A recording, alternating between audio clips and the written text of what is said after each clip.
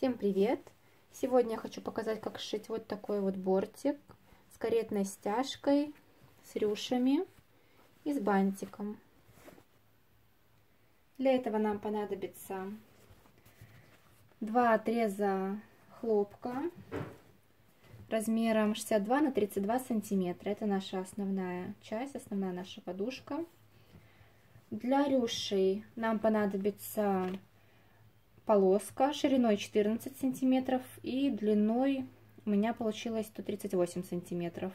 Вы можете взять меньше длину или больше, в зависимости от того, какие рюши вы хотите, чтобы они были более рыхленькие, либо чтобы они были частые. Для бантика нам понадобится полоска также шириной 14 сантиметров и длиной 82 сантиметра. Длину вы также можете регулировать по своему усмотрению, и ширину. И петелька 7 на 8 сантиметров. Также нам понадобятся завязки. Можно взять любые. Я взяла атласные ленты. Можно взять репсовые, либо сделать тканевые завязки. Также булавки, бусинки. У меня диаметром 5 миллиметров. Сантиметровая лента, линейка, ножницы, карандаш. Сначала нам нужно сделать рюши. Для этого мы лицевой стороной вовнутрь складываем пополам полоску и прострачиваем где-то на 0,3-0,5 миллиметров с двух коротких краев. То же самое и здесь. Складываем лицо внутрь и прострачиваем по краешку.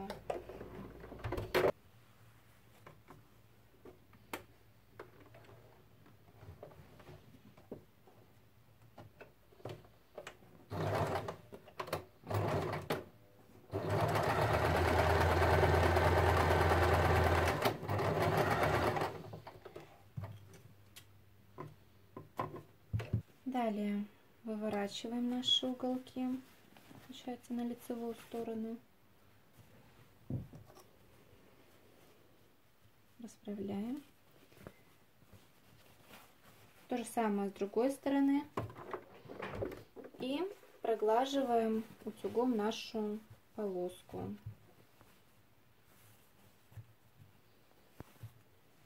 Вот таким вот образом. Шов у нас получается внутри. Должна получиться такая двойная полоска, проглаженная. Вот мы прогладили нашу полосочку, внутри наш шов. Теперь я покажу, как делать рюши. Мне проще так делать, есть разные, можно рюши делать по-разному, но я покажу, как делаю я. Я выставляю машинку на строчку зигзаг. Ширина стежка где-то примерно на двойке. Беру нитку. У меня вот такая крепкая нитка, чтобы не порвалась.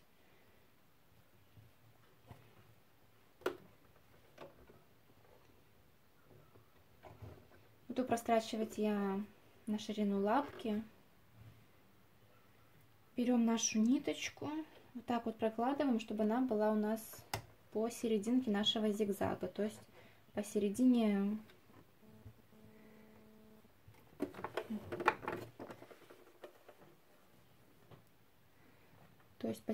нашей лапки, где у нас должна иголка идти, получается в самой серединке зигзага будет. И прострачиваем так, чтобы у нас ниточка все время шла посередине. Никаких закрепок мы не ставим.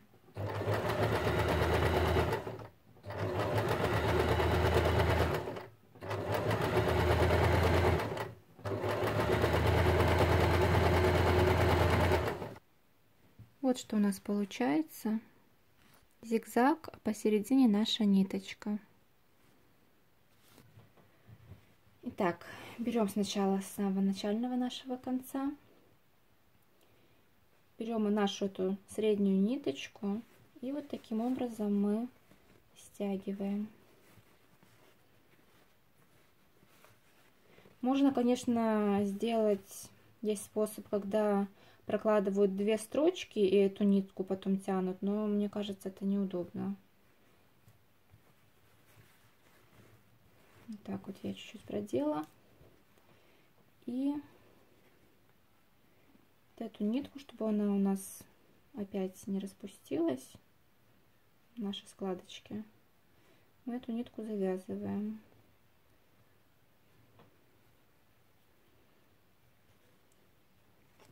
Вместе с этой нитью.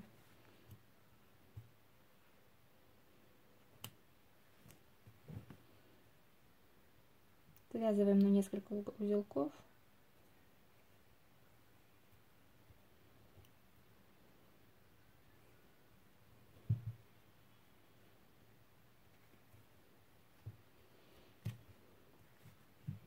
Срезаем, оставляя хвостик небольшой на всякий случай. И дальше теперь с другой нашей стороны делаем то же самое. Вот эту вот нить среднюю, центральную, можно сказать, мы за нее тянем, и складки очень легко делаются. Вместо этой нитки можно взять леску, но нитка обязательно должна быть прочная, чтобы у нас не порвалась, иначе складка у нас не получится. Так, продвигаем. Итоговая длина нашей рюши должна получиться 60 сантиметров.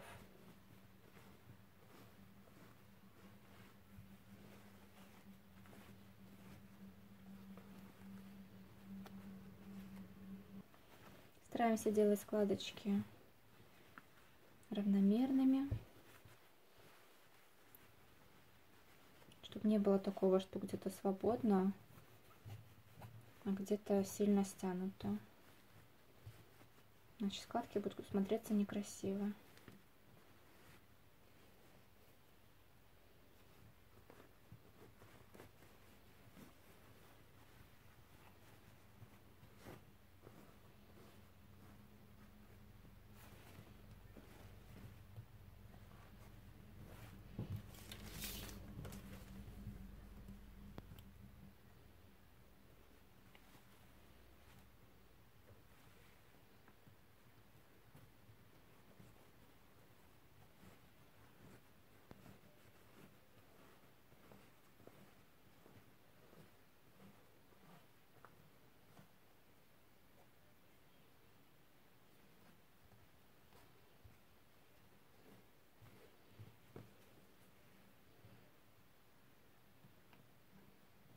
Вот так вот я натянула. У меня получается 60 сантиметров.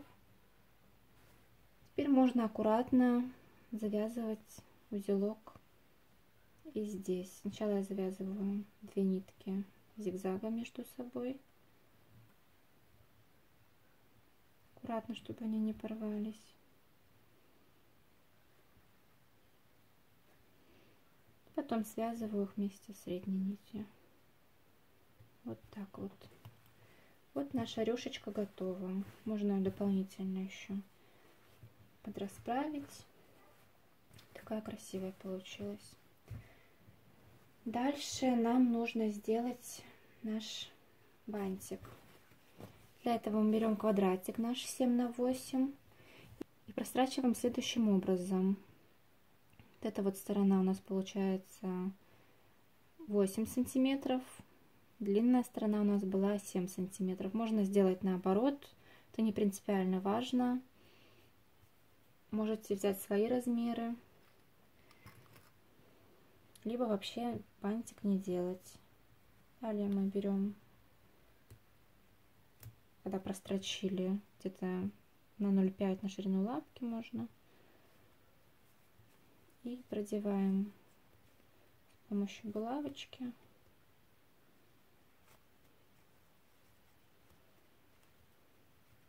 Аккуратно, чтобы не порвать.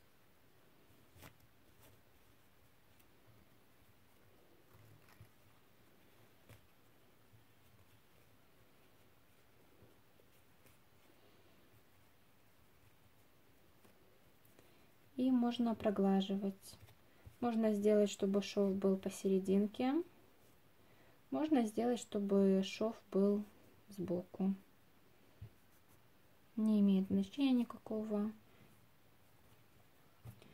Также, когда петелька наша готова и проглажена, мы берем наш отрез ткани для банта. Так вот расправляем, складываем лицом вовнутрь и отмеряем наши края, скосы, чтобы бантик был красивее. Я от самого краешка отмеряю 7 сантиметров, ставлю точечку, и от этого, где у нас сгиб идет, провожу вот сюда линию. Так мы делаем с двух сторон нашего банта и срезаем наш скос.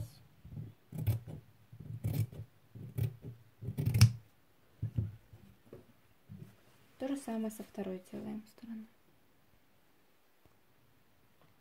Теперь прострачиваем где-то на полсантиметра, можно меньше.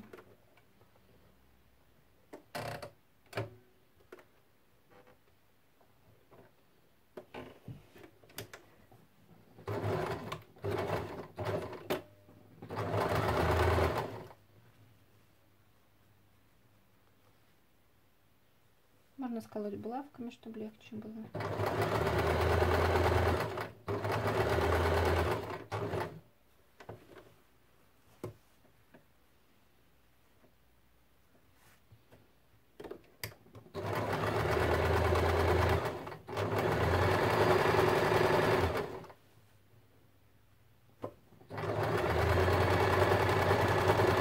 Посерединке оставляем место, чтобы вывернуть. Делаем закрепки, чтобы не распустилась строчка. Это можно пару сантиметров оставить.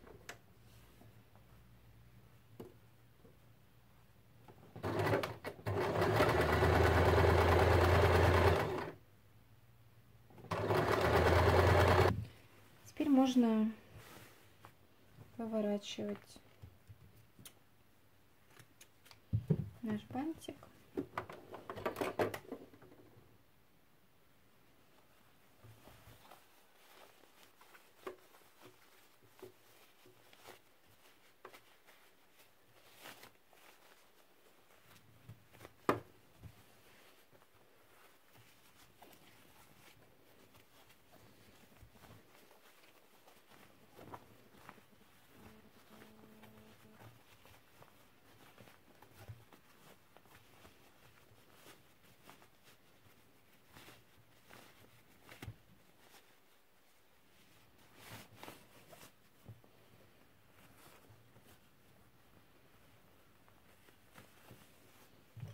Управляем уголки с помощью палочки либо кисточки.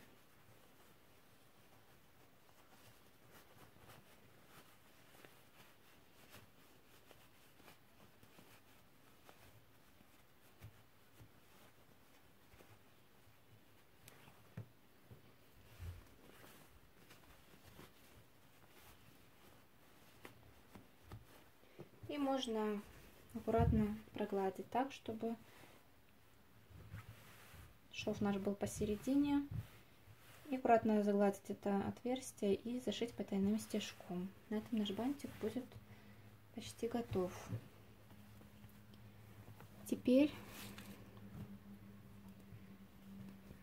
надо заняться бортиком.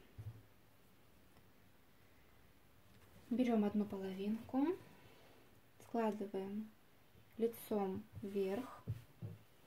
Можно приколоть рюши сначала, сверху наложить этот слой, но мне проще сначала аккуратно пристрочить по краю,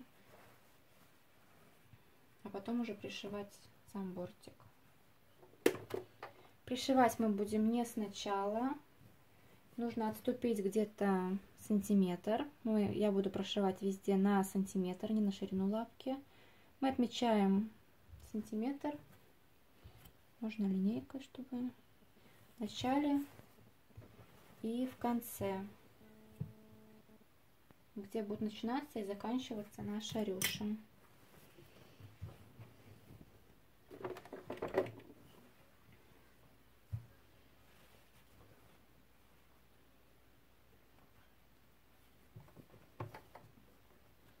Аккуратненько совмещаем края. Вы можете также вначале приколоть булавками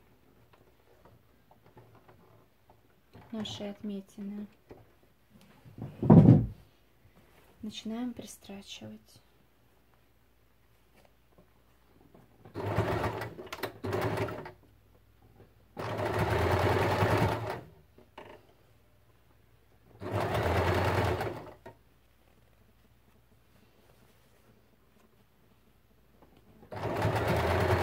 Вот так вот у нас получилось.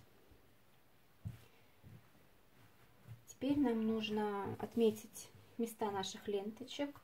Я буду пришивать на расстоянии 3 сантиметра от края.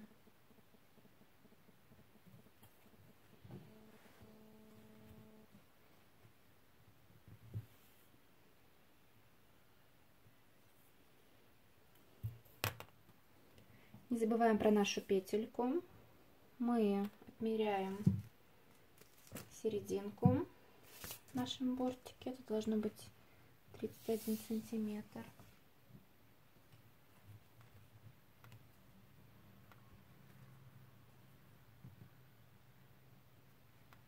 Или можно просто, чтобы было идеально, чтобы было проще, мы просто складываем ровно пополам и аккуратненько тут вот серединки отмечаем карандашом.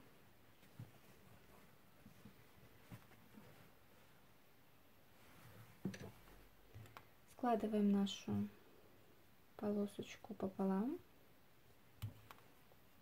и посерединке совмещаем середину с серединой и прикалываем.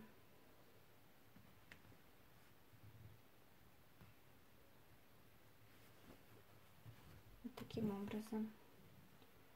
Также прикалываем наши ленточки, складывая пополам их.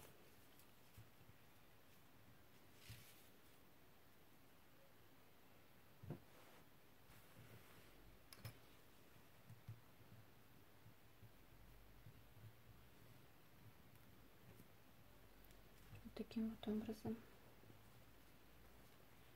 Все 4 ленточки прикалываем. Далее мы накладываем лицом вниз, то есть должно быть лицом к лицу, второй наш прямоугольник и дополнительно скалываем булавками.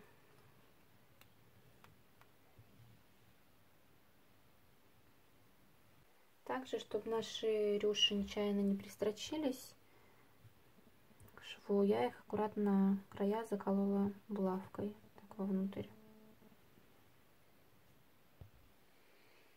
Теперь прострачиваем наш бортик на сантиметр, так, чтобы вот этот шов наш не был виден, которым мы рюши затягивали.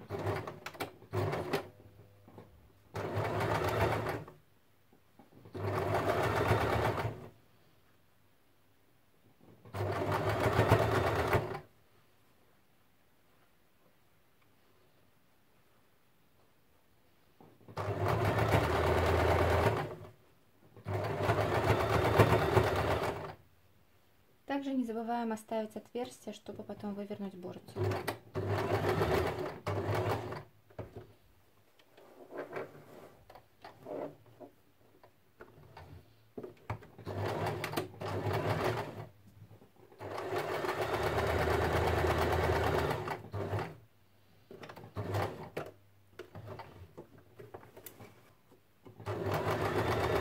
Места ленточек также мы несколько раз укрепляем.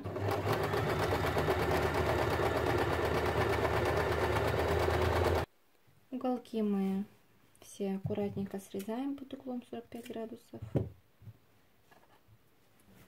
И можно выворачивать наш бортик аккуратненько, чтобы не пораниться булавками, которыми мы прикалывали.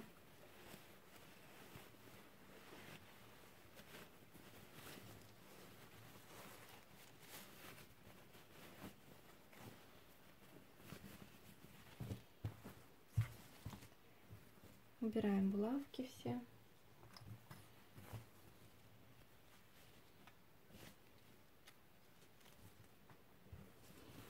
И аккуратно выравниваем наши уголки.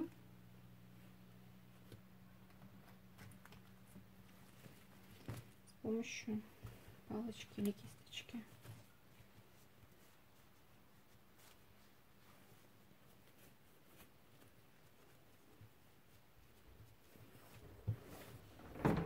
Теперь проглаживаем наш бортик, проглаживаем вот это отверстие, чтобы легче было зашить потайным стежком, и можно набивать. Вот мы прогладили наш бортик, и перед тем, как набивать, нужно нам сделать разметку, как будет наша каретная стяжка располагаться. У меня будет располагаться в 3 ряда, в верхнем и нижнем по 4 бусины, в среднем 3 бусины. Чтобы было ровненько, проглаживаем сначала по длинной стороне, потом аккуратненько складываем.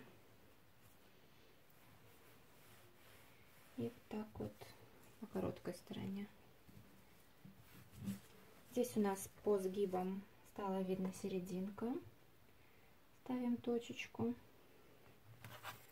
Далее от этой точки по длинной линии мы откладываем по 15 сантиметров и ставим точки. Теперь к этой линии мы опять так вот сгибаем.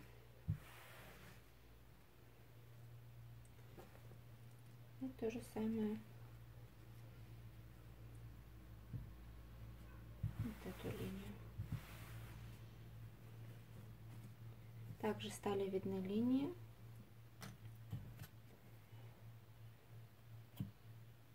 И от этой средней линии по верхней мы откладываем 7,5 сантиметров в одну сторону и 7,5 в другую. Далее от этой уже откладываем 15 сантиметров, ставим точку. И здесь то же самое, 15 ставим точку. Точно так же по нижней линии. От середины мы отмеряем по 7,5 сантиметров в бока. И от них по 15 сантиметров. Вы можете сделать любую разметку каретной стяжки. Не обязательно использовать мои размеры. Теперь можно набивать. Я буду использовать холофайбер в виде шариков. Начинаем мы набивать с уголков.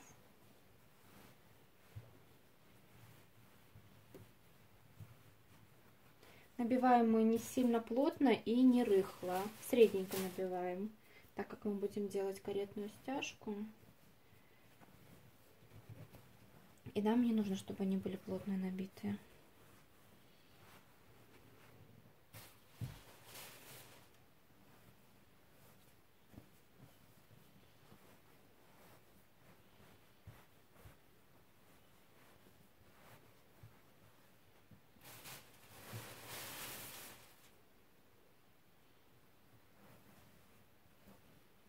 Набиваем так весь наш бортик.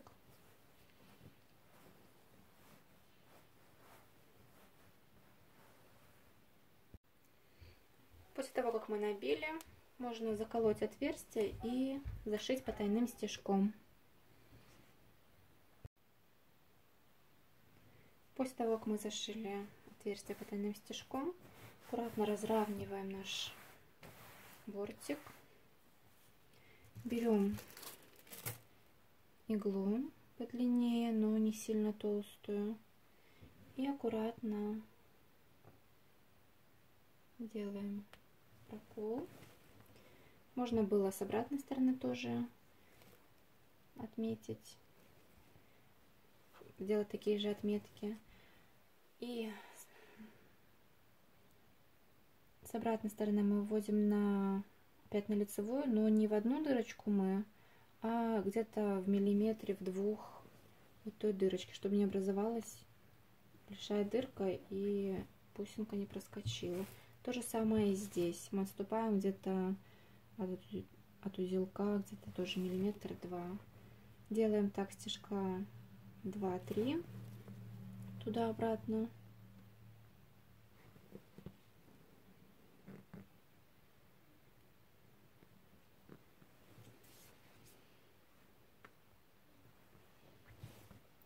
И аккуратненько, не сильно мы затягиваем.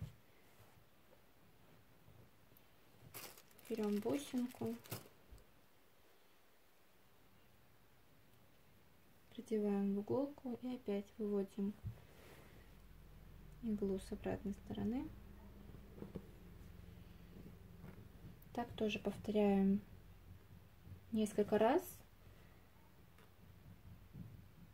чтобы прочно пришить нашу бусинку.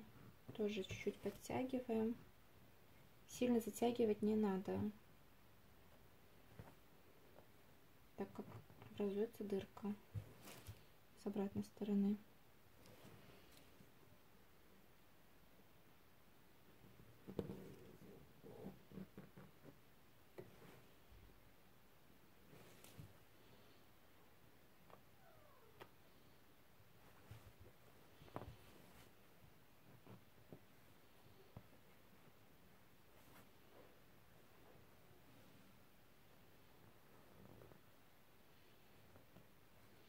Чтобы зафиксировать бусинку, я так вот делаю такую петельку и продеваю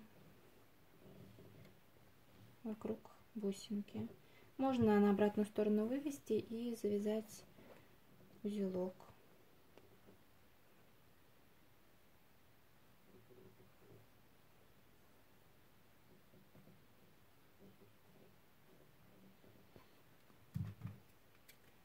Точно так же мы пришиваем все наши оставшиеся бусинки. Также не сильно, стягиваем средненько. Вот такой у нас получился бортик с такой каретной стяжкой, с рюшами. Осталось нам вставить бантик.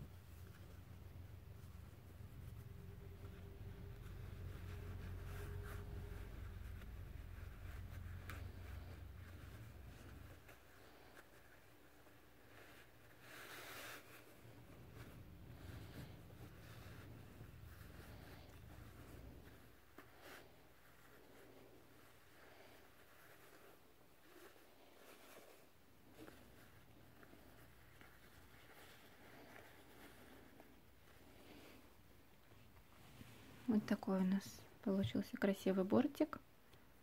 Всего таких бортиков на кроватку нужно 6 штук. Они подходят и для прямоугольной кроватки, и для овальной.